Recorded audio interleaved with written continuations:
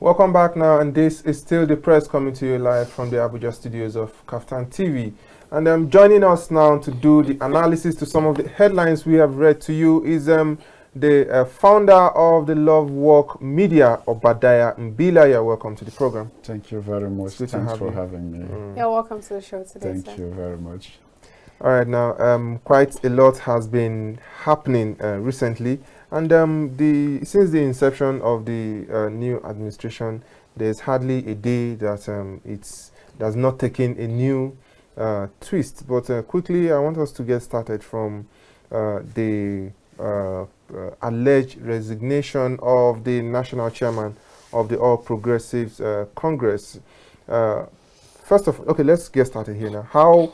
When I'm sure it's no longer news to you. Yeah, even at the point of being alleged, quote and unquote now, what message does this send to you? Does this is this already giving the internal party crisis feeling that we saw in the first tenure of Muhammadu Buhari, former President Muhammadu Buhari? Yeah, actually, we, like you've rightly alluded to, we have not had the detail of what led to the resignation of Senator Abdullahi Adamu. Okay. But one can rightly say that it is expected. It's been long overdue because I think President Tinubu has other weighty burden that he is focusing on. Otherwise, Abdullahi Adamu and the entire National Working Committee members of the APC supposed to be his first, command his first attention. Abdullahi Adamu never wanted Asiwaju to emerge at the National Convention. That is no longer news. Abdullahi Adamu was at the forefront of propping up the then Senate President, Lawal, and anointing him as the choice of former President. Buhari. All those horse trading that was employed to out Asiwaju was cooked right in there in his office as the national chairman. Other foot soldiers who were working for him were actually deployed as good party men. They were seen as those that are working for the party APC. So, Asiwaju bulldozed his way to click the APC presidential ticket. As that was not enough, he has his arrangement of those that will emerge as principal officers of the Senate and the House of Representatives. And Abdullahi Adamu also had his own other arrangement backing candidates that are not the favorites of the president. So from that perspective, you see that there would be so much infighting if Abdullahi Adamu continued to hold forth.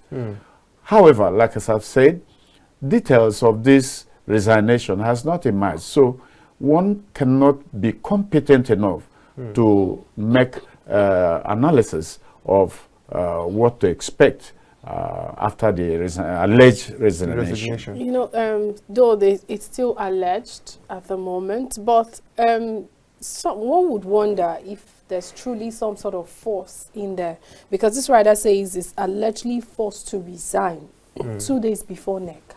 What's the implication if he does not resign before the NEC meeting?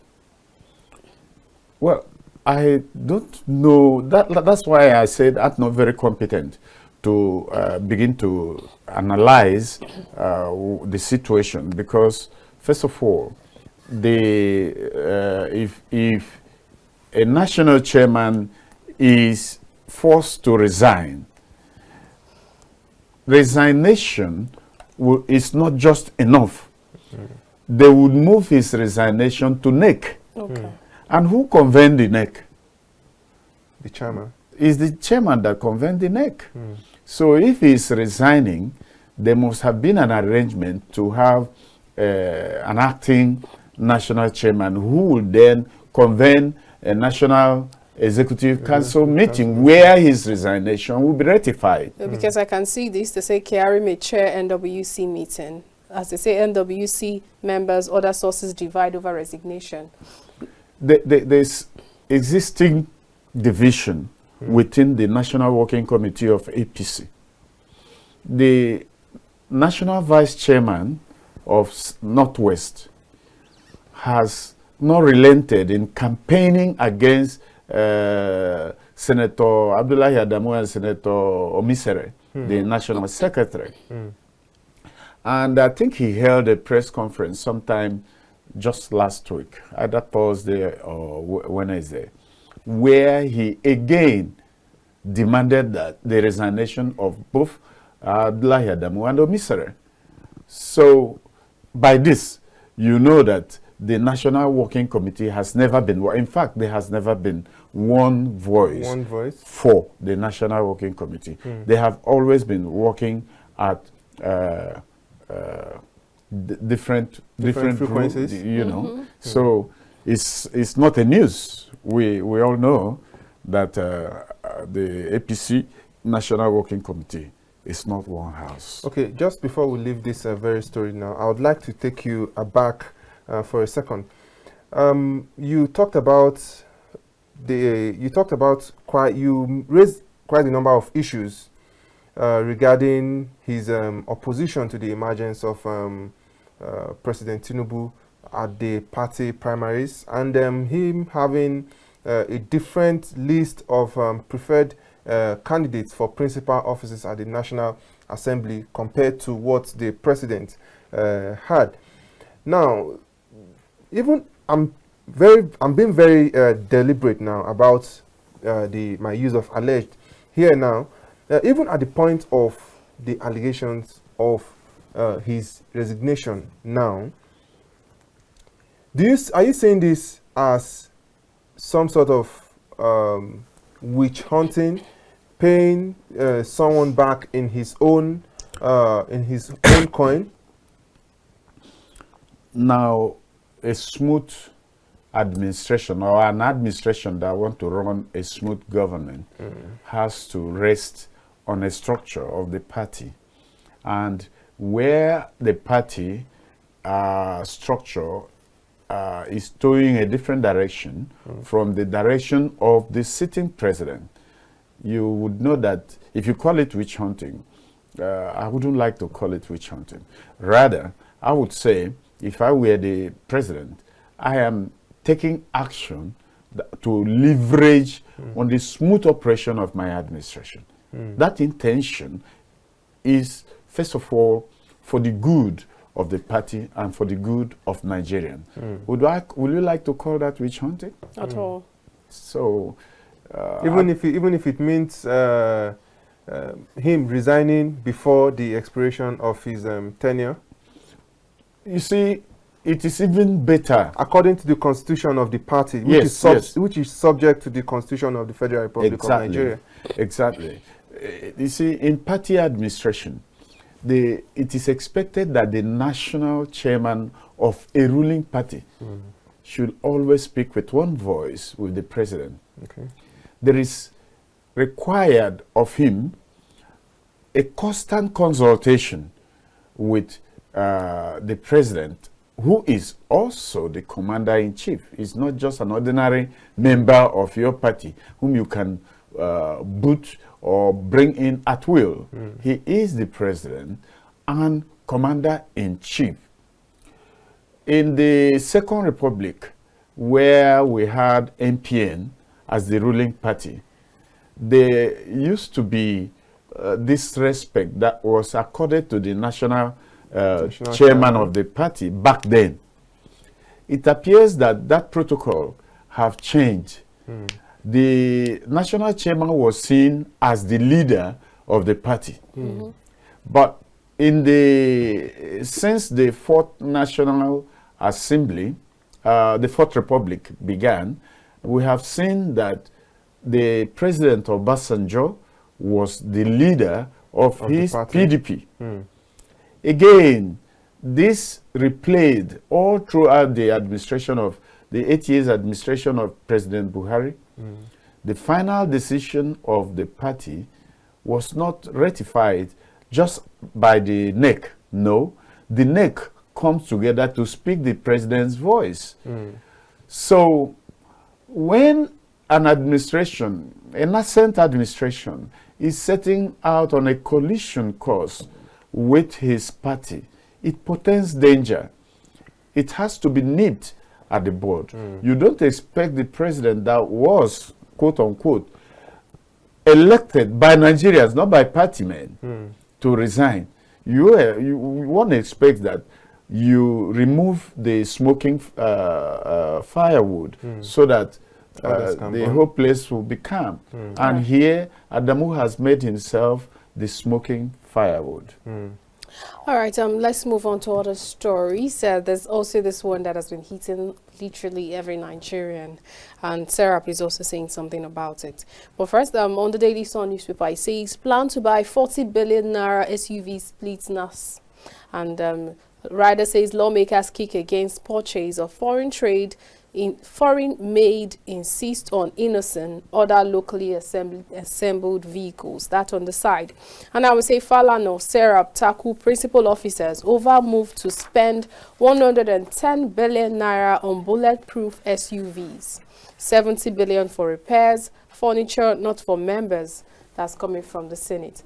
Now, this issue of these funds traveling here and there, 110 billion naira to buy SUVs, bulletproof SUVs, and then 70 billion naira for repairs in the Senate, not for members. Then 8,000 naira to, well, the poorest of the poor Nigerians for the next 6 months. What do you make of these, sums of money sitting, opposite each other? Those who are very familiar with presidential system of government would always acknowledge that it is a very, very expensive system. Absolutely. I have advocated for a return to parliamentary system where elected parliamentarians see themselves as servants. But as long as our constitution subsists, as long as our constitution that gave us presidential system still exists, we must operate according to the constitution. And it is an expensive operation. Those that are commenting blindly are not giving us all the detail that they should. People that are learned, condemning, criticizing members of the Senate and the House of Representatives, to me, they are not tackling the real issue. The real issue is that our system of governance is expensive. And there is nothing we can do about it unless we decide to change. And that is a very monumental constitutional requirement. It means a turnaround. It means restructuring governance. And as this stand to say that presidential system of government does not fit a country like Nigeria. It accommodates corruption. It promotes nepotism. It gives power to who should not hold power. So why do we complain when we have embraced a presidential system? What do you want the senators to do? You want them to change the constitution? They have come to Abuja to execute the responsibility bestowed on them by the Constitution of the Federal Republic. For goodness sake, you don't expect that they should drive vehicles that exposes them to danger. Inasmuch I know that this whooping sum can do something in the area of infrastructure for Nigerians.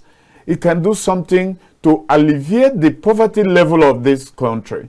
It can do something to cushion the effect of the subsidy removal. But are we going to end the parliament so that we can handle these other challenges? Certainly no. Okay, but let's take a look at it from this angle now. From all what you have said now, I want to feel like you are creating a justification for this amount of money. Not really. For this not amount really. of money, I'm not justifying that. Because since there is a constitution, since there is a constitution that has made provision for this amount of monies to be spent, and the system of government we are running, the presidential system of government, which is in itself, it's quite expensive. But then, don't you think there are other measures that could be taken? Because just like you said now, people who have been given the mandate to come and legislate, they came to Abuja to legislate on behalf of the people in their constituency. We don't expect them to be moving in cars that exposes them to danger. Yeah, they are the people's representatives. Some of these legislators cannot even go back and spend this festive season in their communities because of the fear of being killed, because of the fear of being abducted. So what are we saying? What rationale are we do we protect the life of one man at the expense of the collective? That is a very difficult question to answer. I would also want to ask, do we expose the life of one man we have sent to represent us so that the people will be satisfied? Do we expose the life of one man that we have collectively agreed that he should go there to represent us? Okay, so that sorry to cut you short again. Okay, now let me just put it to you this way. Would you prefer a situation, or would you prefer an all for one situation or one for all? It is no answer. Okay. No in the sense that the one for all, if he is abducted, it will create more chaos, yes, chaos, because people have invested their interest in that one. Now, right, what about the hundreds that have been killed, maimed? Very well, very well. Home. Certainly, it was not caused by this one. The reason of this killing was not caused by this one. Please, let's so take this do call. we? I'd like you to hold yourself, sir. Okay. Please, let's take this call. Hello, good morning. Hello, good morning. Are you there? Hello, are you there? All right, I believe he's going to call us back.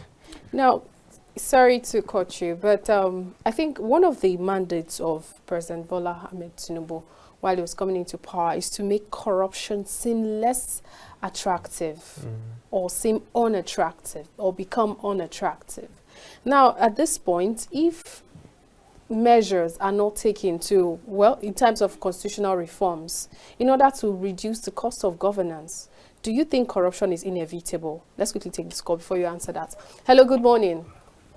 Hello, good morning. Good morning, Chief Arel. Great, thank you. Yeah, my name is Chief Arel. Please join the conversation, Chief Arel. Okay, thank you. I want to contribute to that discussion. Very well. The National Assembly have taken Nigerians for granted. I quite disagree with your guest over there. He was talking about the presidential system of government. The presidential system of government doesn't give them the guarantee to do what they did. My sister and Adeniyi over there, I want to ask a question. Are they not morally bankrupt? When you are giving your followers 8,000 and they are taking 70 million, and you are talking of presidential system, they are supposed to be our servants. We send them to the National Assembly, and they are doing very different things. I want him to think. I'm taking him back to the time of Olusegun Obasanjo, when Obasanjo had problem with the National Assembly. You see, we were expecting Bola Tinubu to have done the needful to make sure that he sanitized all this anomaly in National Assembly. Now, the National Assembly has taken Nigeria for granted. And they are supposed to have made sacrifice. Now, after they withdrawing the fuel subsidy, there were a lot of problems in Nigeria. People find it very difficult to eat. People find it very, very difficult to go to their working place. People find it very difficult in all aspects of life. And it's unfortunate if I'm hearing that if we are adopting presidential system of government, are we the only people who have adopted presidential system of government? And today they are thinking of even purchasing 40 billion SUV. You see, they are not sincere in everything they are doing in the National Assembly. And I am kind of, a time is coming, Nigerians will rebel against them. The poverty in the land is so great that everybody is making sacrifice. Now, Adeniyi, I ask you, can 10,000 naira fuel take you to your working place now? Absolutely. And they are enjoying every facility. The National Assembly, some of them are taking 13 million salary per month, and we are saying presidential system.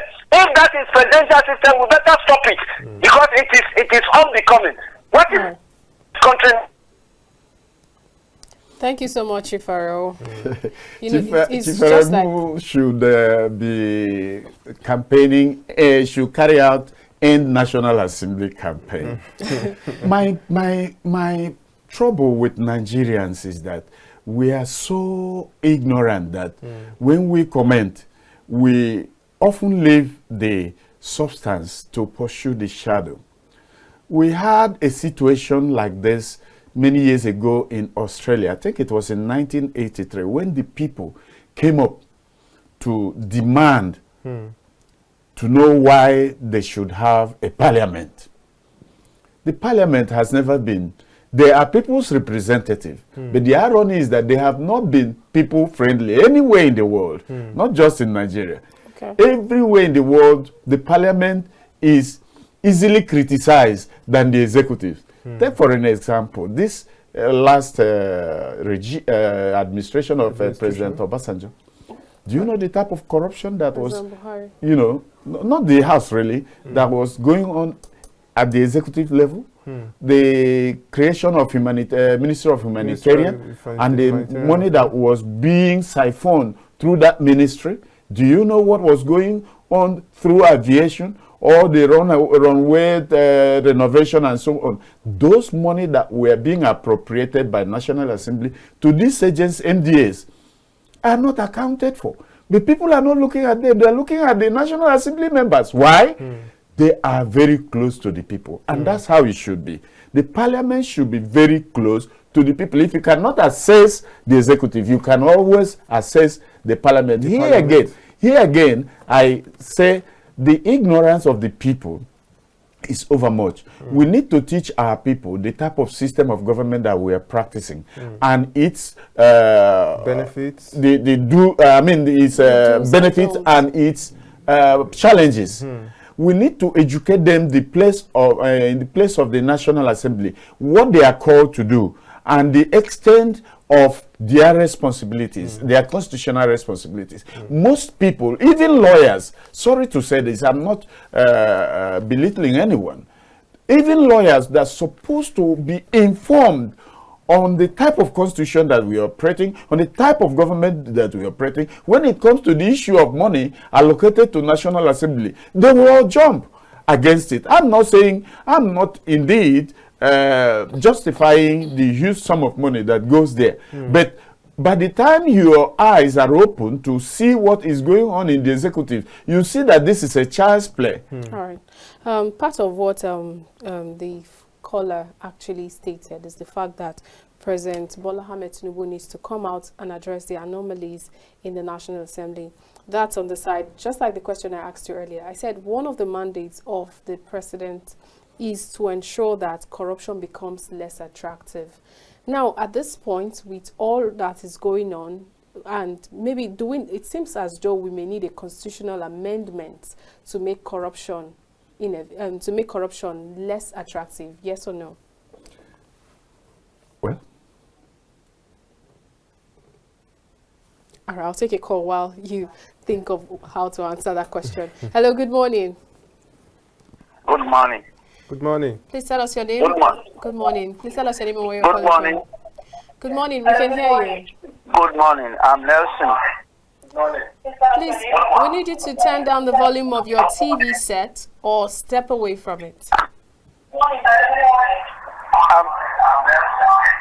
Please, we need you to turn down the volume of your TV set or step away from it. That's the only way we can communicate easily. Okay. Hello? Yes, we can Can you hear me now? Very well. Oh, good morning. Good I'm morning. Nelson Nelson calling from where? from Akure. All right, please join the conversation, Nelson from Akure. Okay. It is very interesting for your guest there to talk about people not being people being ignorant. But one thing we must know is that even in other clients that are operating presidential system, by the time you convert what our legislators are earning to dollars, it's much more than them. So if you are talking that it's expensive, it's not because we know it's expensive, but it will make our own more expensive. It's not because people are ignorant of what we are saying. Now you talk about there are corruption going on in the executive. But these legislators who are put there to oversee the executive, were they doing that? They were not. You discover that if you go to the executive when they are diverting budget, these are practical things. The legislators ask for huge amount of money before these things are passed. Now when they are passed, they are the ones who become contractors there. How can they monitor? So which people are they representing? When you are buying SUV and you don't know that even the person that is working, maybe as a lecturer, is being exposed to, and he cannot even buy a car, and you are saying you are protecting yourself. No, these things are bad. Many of them are the governors, many of them are the this or that. Can't they buy vehicles by themselves? Maybe we are seeing other clients. So because they too are corrupt, that is why they cannot monitor the corruption. It's rub my back, I rub your back. Because they want to approve for the executive, they ask for their own. So it's not a matter of being ignorant. We all know these things. We all know there is corruption in the executive. But those who represent us to monitor them, but they cannot do that because they are part of the system. Thank you. All right, thank you very much. thank you very much, Nelson. Nelson has answered He has just the question that I was about to take up now. Okay. But let me appreciate the fact that he knows that it is rub my back, I rub your back. Now, someone is expecting a politician that is coming from a zone where corruption has been endemic. We always talk of corruption in terms of money. What of the political corruption? What of the corruption that is going on at the educational level? Once you are dented with one form of corruption, it becomes easy for you to get involved in other forms of corruption. Take, for instance, how many of these our elected officers, including the president, has a very clean educational record? And then how do you expect someone that does not have clean educational record to begin to prosecute those that have unclean records? How many times have we protested of certificate forgery? And at the end of the day, what you see is that the man is continuing his business unperturbed, and the judiciary is in a fix to give judgment against an elected president. And someone is saying that you are expecting President Bola Ahmed Tinubu to fight corruption. Why do you expect him to fight corruption? Where did he make all the huge money that he has all over? Is it not from the same system of politics? So are you implying that the president is corrupt? Every politician in this country has... Including the president? Including everyone that is called politician It is just a question of what level are you operating? What level are you operating? And don't forget that between 2003 and 2007, the sitting president today was being accused of monumental corruption. The problem has always been, you can't prosecute me because you can't get the evidence. So if you can cover your track, man, you go scotch-free. So, but we as individuals, as people that are being governed, as people that vote them in, we've never stopped to ask, how did this man who went there to serve us come out here becoming richer? We don't ask, especially if we are the privileged few that can receive brown envelope from the man. Oh, Rankadede, sir, you know, you hail him, you eulogize him. Is it the media? The media knows those that are corrupt. But are they going to write about them? Are they going to talk about them? In fact, there are some studios that you are not even free to mention certain names. Otherwise, they will buy you from coming. Like I'm a guest here, you will say bye-bye to me. No, we don't do that here. We say everything how the way it is. Exactly how it is. And that's the reason why we can boldly say that we can boldly ask you if you are trying to imply that the president is corrupt. And moving on to other stories now, because our time is far spent. Just at the fifth media on the front page of the Punch newspaper, the fifth media coordination meeting between the African Union, the regional economic communities, and regional mechanisms in Africa. President Tinubu has urged other African countries to resist the new scramble for Africa. This, he said, at the African Union meeting. And I think this is something that has been long overdue for deliberation amongst African leaders. The new scramble for the African countries, especially since the Russian-Ukraine war, and by proxy, between Russia and the NATO. What are your thoughts on this, on the president's speech at the African Union Forum? Well, the word independence, I suppose, means that one is a sovereign state. One is free from other encumbrances, from other sovereign external states. Influence. External influence, thank you. I suppose that's what it's supposed to mean. But which country in Africa today can say they are free indeed, that they are sovereign nation, that they are not depending on other countries for their military equipments, for agricultural equipments, and so on and so forth.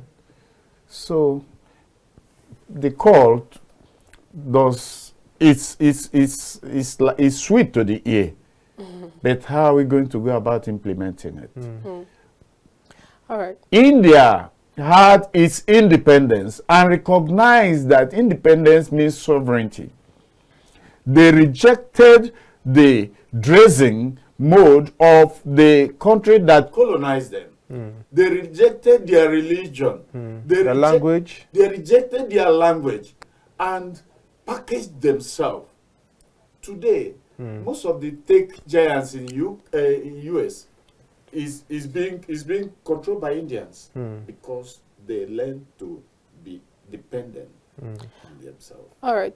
Before we round up, in rounding up rather, they said federal government to two-pronged relief for workers. When we talk about the subsidy removal, that they are going to be giving two relief to workers. Two relief. Yes. One is to provide 200,000 minimum wage. Okay. Do you see that as a possibility?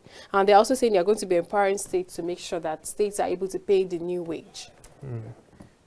You know, the promises of the APC government is such that when it comes, everyone will applaud because it looks like is a way out of people's predicament, but they don't usually implement it. Beginning from 2015, just tell me the one promise they have made that has been executed. One would say that the one that is at the pilot seat now is a different human being. Let's watch. But I think we need to do something urgently for the labor, for our public servants, the civil servants. We need to do something urgently. In 30 seconds, in the midst of this, what happens to the people in the private sector and the non-skilled? Non-state actors. Yeah, it's unfortunate. On our case, they goes handle. All right, That's thank you quite very much. that's quite funny. Yeah, thank you very much for your time. It's been a wonderful time talking to you, and quite insightful also. Thank you so much. Thank you so much. And viewers, this is where we draw the curtain on today's episode of your #1 newspaper program, The Press, reaching you live from the Abuja studios of Kaftan TV. My name remains Francis Adeniyi. Do have a nice day. And I am Olamide Alhassan. Do enjoy the rest of your day. Bye.